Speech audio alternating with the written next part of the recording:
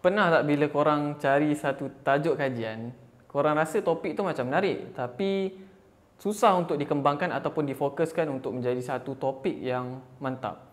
Dalam video kali ini aku akan tunjukkan satu kaedah macam mana untuk kita dapatkan satu topik kajian yang mantap melalui satu kaedah yang dikenali sebagai level of analysis.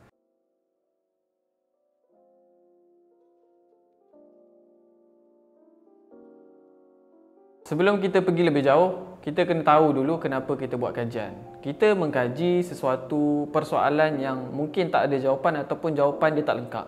Jadi kita mengkaji itu untuk mendapatkan jawapan lah. Nasihat aku, carilah persoalan yang betul-betul kau curious dan betul-betul nak tahu.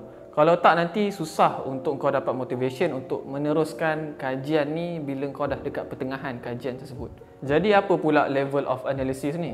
Level of analysis ataupun LOA ni ialah satu alat analytical yang sarjana buat untuk memudahkan kita memfokuskan topik kajian.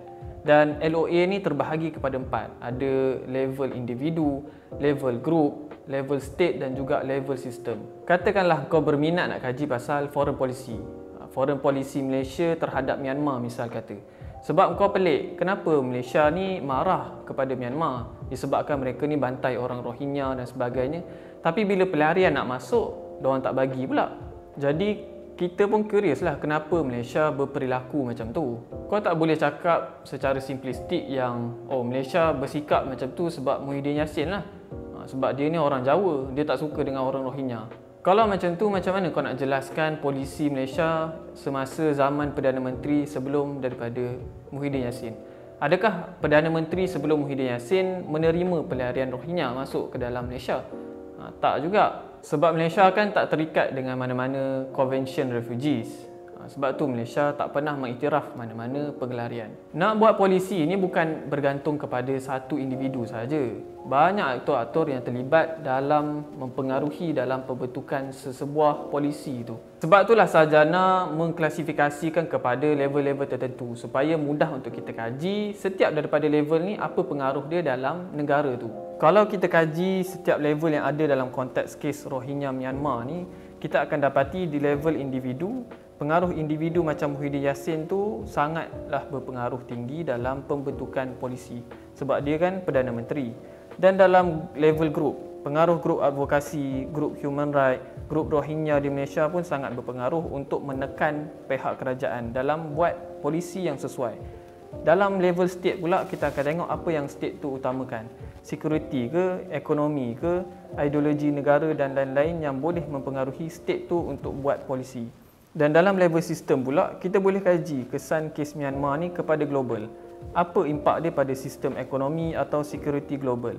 Kalau kita tak faham level of analysis ni, kita akan terperangkap dalam satu perspektif sahaja. Mudah katanya, kita tak akan bersikap terbuka lah dengan pandangan orang lain. Bila kita tengok media dok condemn Malaysia ni jahat sebab tak terima pelarian, kita pun terima dengan mudahnya dan mengambil tu sebagai pendirian kita.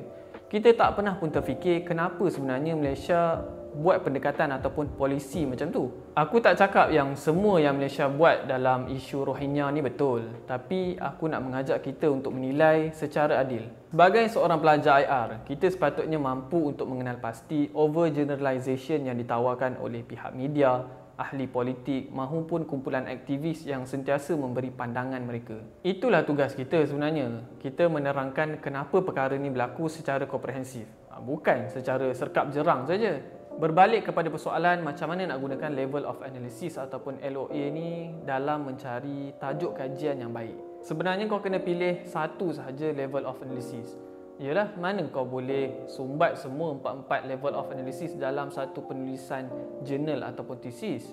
Ini yang selalu orang silap sebab fokus dia terlampau banyak. Dia nak cakap pasal individu lah, dia nak cakap pasal grup lah, itulah, inilah.